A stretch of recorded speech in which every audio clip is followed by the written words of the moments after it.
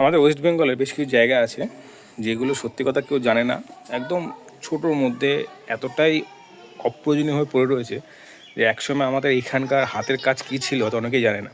এবার কালনা গুপ্তিপাড়া কিছু কিছু টেরাকোটার কাজ আগে দেখেছি, কিন্তু এইখানটায় মাত্র 3টে মন্দিরের পেছনে দেখতেই পাচ্ছ। তো টেরাকোটার কাজটা এখানে খুব বেশি বিখ্যাত। ইভেন যদি উইকিপিডিয়াতে দেখো, শ্রীবাড়ি বলে সার্চ করো, তাহলে বুঝতে পারবে যখন টেরাকোটার কাজের কথাটা শুধুমাত্র শ্রীবাড়িতে কীরকম আছে বলা হচ্ছে। কারণ বলছি যে শ্রীবাটি এই জায়গাটা, এইখানে যে কাজটা, এটা নাকি জেম, মানে মানে এইরকম কাজ নাকি কোনো জায়গায় দেখা যায় না।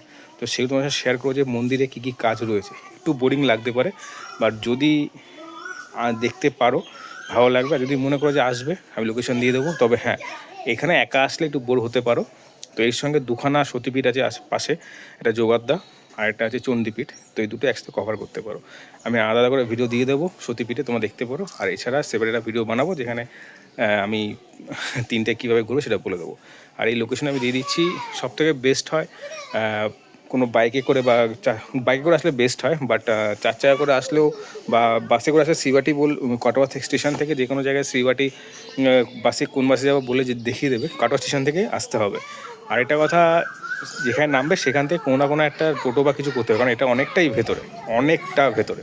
তো চলো দেখা যাক। শ্রীবাটি এসছি, আর এর মূল বৈশিষ্ট্য বলবো না এটা হতে পারে না। শ্রীবাটির মূল বৈশিষ্ট্য হচ্ছে ঊনবিংশ শতাব্দীতে টেরাকোটার অপূর্ব কারুকার্য করা এই 3 শিব মন্দির। প্রত্যেক মন্দিরের ভেতরে রয়েছে এক একটি শিবলিঙ্গ। আর একটা কথা বলে রাখি, যেহেতু এসছিলাম শিবলিঙ্গ দেখা গেলো, মানে ইচ্ছা ছিল দেখানোর, কিন্তু বন্ধ ছিল দরজা। তো যাই হোক, এবং সেই অধিষ্ঠাতা দেবতার নামকরণ লিখিত হয়েছে শ্রী বিশ্বেশ্বর, এটা হচ্ছে অষ্টপাথরের তৈরি। আর শ্রী ভোলানাথ শ্বেতপাথরের তৈরি, এবং শ্রী চন্দ্রেশ্বর যিনি অষ্টপাথরের তৈরি। আর সবচেয়ে পুরাতন যে মন্দিরটি সেটা হলো শ্রী চন্দ্রেশ্বর। এটা হলো 1802 খ্রিস্টাব্দে শ্রীমতী ভবানীচরণ চন্দ্র দ্বারা নির্মিত হয়েছে এই মন্দিরটা। আর পূর্ব ভারতের রক্ষদৌল শৈলীর তৈরি চতুষ্কোণ চাতল থেকে চূড়া অব্দি বিভিন্ন পৌরাণিক বিষয় নিয়ে দেওয়াল চারিদিকে টেরাকোটা সজ্জা। এটা সত্যি কথা। মানে চারিদিকে যখন দেখছিলাম, এই যে দেখতে পাচ্ছ, এগুলো পুরোটাই আমার অজানা ছিল। বাট যখন আমি এগুলো দেখলাম, পড়লাম, তখন বুঝতে পারলাম যে এগুলো আসল কাজটা কি। আর তার মধ্যে দেখা যায় দশাবতার, দশম মহাবিদ্যা, রামলীলার দৃশ্য। আর সত্যি কথা, এইগুলো যদি একটু রক্ষণাবেক্ষণ করা যেত তাহলে হয়তো একটু ভালো করে বোঝা যেত যে এইগুলো আসল মাহাত্ম্য।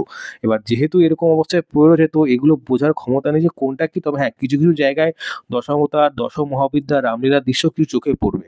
আচ্ছা, একটা কথা বলে রাখি, 1836 সালে স্থানীয় জমিদারি চন্দ্র পরিবারের সদস্য শ্রী রমাকান্ত চন্দ্র এবং তার স্ত্রী অন্নপূর্ণা দেবী দ্বারা নির্মিত হয় দ্বিতীয় এবং তৃতীয় মন্দির।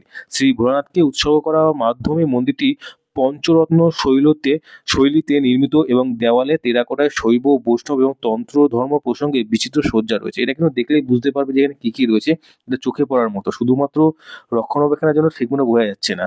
যাই হোক, টেরাকোটার সজ্জায় দেখা যায় ওই সময়কার সাধারণ সামাজিক সাংস্কৃতিক দৃশ্য, এবং একটি নকল দরজার উপরে পাথরের প্লেটে পাওয়া যায় 3টি মন্দিরের প্রতিষ্ঠা লিপি। একটা কথা বলে রাখি, শ্রীবাড়ি টেরাকোটা ত্রিমন্দির ভারতীয় পুরাতত্ত্ব সর্বক্ষেত্রে কলকাতা বিভাগের অধীনে একটি ঘোষিত রাষ্ট্রীয় সুরক্ষিত স্মৃতিস্তম্ভ।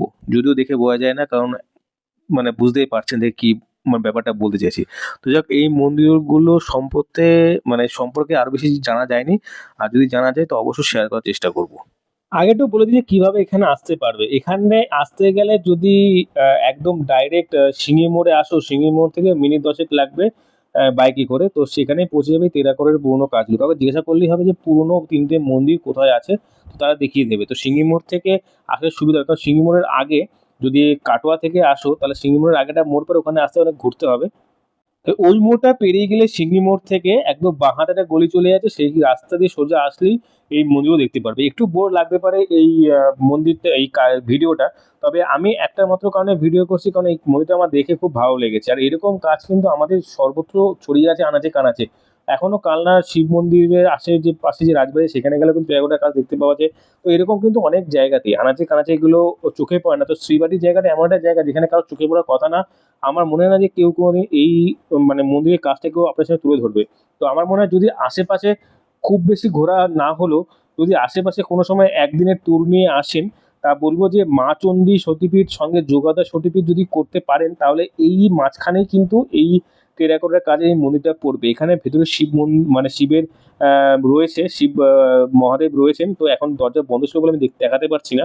তো যাই হোক, সেটা দর্শন করে যেতে পারেন, খুব ভালো জায়গা। তবে হ্যাঁ, আমার একটা ভুল হয়েছে যেটা আমি বলছি, সেটা হলো যে এই মন্দিরটা খোঁজে আসার সময় আমি আশেপাশে অনেকগুলো ছোটোখাটো ভাঙাচোরা বেশ ভালো ভালো জায়গার বেশ সুন্দর মন্দির দেখেছিলাম, যেগুলো খুব ভালো লেগেছিলো। আমি হয়তো পরে ভেবেছিলাম যে বেরোনোর সময় ভিডিও করবো, বাট সেটা সন্ধে হয়ে যাওয়ার কারণে ভিডিও করতে পারিনি। তোমরা কিন্তু বা আপনারা কিন্তু এই মন্দির আসার সময় সেরকম কিন্তু জায়গাগুলো কিন্তু আবার দেখে যেতে পারেন। যদি ভিডিও করতে না এসে যদি এই নেচারটাকে একটু এনজয় করতে পারেন, চান, তাহলে কিন্তু একবার আসতে পারেন। কারণ এই জায়গাগুলো সচরাচর কেউ তুলে ধরবে না। কারণ একদম মানে আমার সঙ্গে যে গিয়েছিল সেও ইভেন বললো যে এটা কোন খারাপ জায়গায় নিয়ে এসেছি, কারণ জায়গাটা ছোটোখাটোর মধ্যে। কিন্তু বিশ্বাস করুন এইসব জায়গাগুলো যারা ভালো বোঝে, যারা ভালো জানে, যারা ভালোবাসে, তারা বুঝতে পারবে যে এই জায়গার মর্ম কতটা।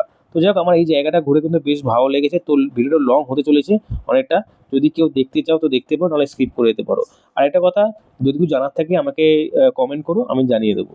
যদিও আমরা কাছের জায়গাগুলোতে যাইনি, তবে হ্যাঁ, আমি গুগলে সার্চ করার পর দেখলাম যে এই টেরাকোটা মন্দিরের কাছেই রয়েছে অষ্টাদশ আর 19 শতকের বেশ কয়েকটি জমিদারি অট্টালিকা। তবে হ্যাঁ, জমিদারি অট্টালিকার ব্যাপারে আমার জানা ছিল না, এটা গুগল দেখে বুঝলাম। তবে হ্যাঁ, যাওয়ার সময় কিছু পুরনো বাড়ি অবশ্যই দেখি, তবে সেইগুলো জমিদারি অট্টালিকা ছিল বুঝতে পারিনি। তবে আরেকটা ভিডিও করেছিলাম যে এখানে জমিদারি, সেটা শেষে দেখতে পারবে, যে ওটা আমি দেখতে পেয়েছি বাড়ির এই মন্দিরগুলো অপোজিটেই ছিল। আর যাই হোক, আরো বেশি কিছু রয়েছে এখানে, তবে এটা গুগল থেকে করলে বেশি জানতে পারবে। উইকিপিডিয়াতে করা আছে যে আরো কিছু নাকি রঘুনাথ জিউ মন্দির নামে একটা মন্দির রয়েছে। যদিও আমার সেই সম্পর্কে জানা ছিল না এবং কারো থেকে কোনো খবর পাইনি, এবং ওখানে গিয়েও সেরকম কোনো মন্দির চোখে পড়লো না। হয়তো খোঁজ করলে দেখা যেতে পারে যে এখানে কোনো রকম মন্দির আছে। তবে হ্যাঁ, যারা এই মন্দির দেখতে যেতে চাইছো তো অবশ্যই একবার খোঁজ করতে পারো যে আশেপাশে কোনো জায়গায় কোনো মন্দির বা কিছু দেখার মতো আছে কিনা। মানে এই চত্বরের মধ্যে, কারণ এই চত্বরের মধ্যে আমার সেইভাবে কোনো কিছু চোখে পড়েনি। বাকি তোমরা অবশ্যই যদি জানার থাকে আমাকে কমেন্ট করতে পারো।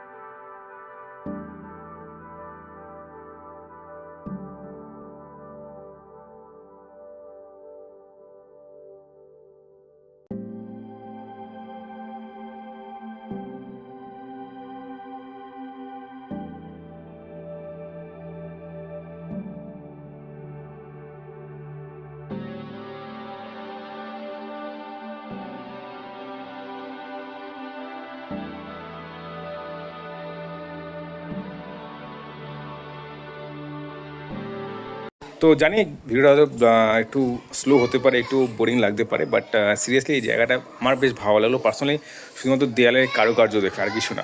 তো এই ছিল আজকের ভিডিও শ্রীবাটি টেরাকোটার ছোট্ট কাজ। সিরিয়াসলি আমি উইকিপিডিয়া যদি না দেখতাম যে জেম অ্যাকচুয়ালি কী জিনিস, মানে জিনিয়াস ব্যাপারটা এটাকে বলে, জিনিয়াসটাকে মানে জেম, ওই জেম ব্যাপারটা কেন বলা হয়েছে সেটা আমি কাছে এসে বুঝলাম। তবে শুধুমাত্র মেনটেন করা হয় না বলে হয়তো সব খসে খসে পড়ে, যদি মেনটেন করা হতো তাহলে হয়তো, আর যদি গুপ্তিপাড়া বা কালনার মতো কোনো কেউ থাকতো যারা এগুলো মেনটেন করতে পারবে, তাহলে মেবি আরও বেশি হয়তো এর নাম হতো, কারণ এর নামটা অনেকেই জানে না। তবে দেখা যাক কতদূর কজন আসতে পারে। তবে হ্যাঁ, একবেলা 2 ঘন্টা ঘুরে যাওয়ার জন্য পারফেক্ট জায়গা। তবে হ্যাঁ, আশেপাশে কোনো কিছু দোকান নেই, খাবার দোকান কিছু পাওয়া যাবে না, একদম ভেতরে। তো যাই হোক, না আসলেও কোনো ব্যাপার না, যা দেখালাম এরকমই রয়েছে। তো চলো, এর পরের ভিডিও দেখা যাবে, আর নতুন জায়গায় দেখা হবে। টাটা। আমার মনে হয় এলাকাটা পুরোপুরি পুরো বাড়ির এইসব নিয়েই রয়েছে। এই মন্দিরের অপোজিটে এই বাড়িটা চোখে পড়লো। কত বছরের পুরনো বাড়ি কি জানি।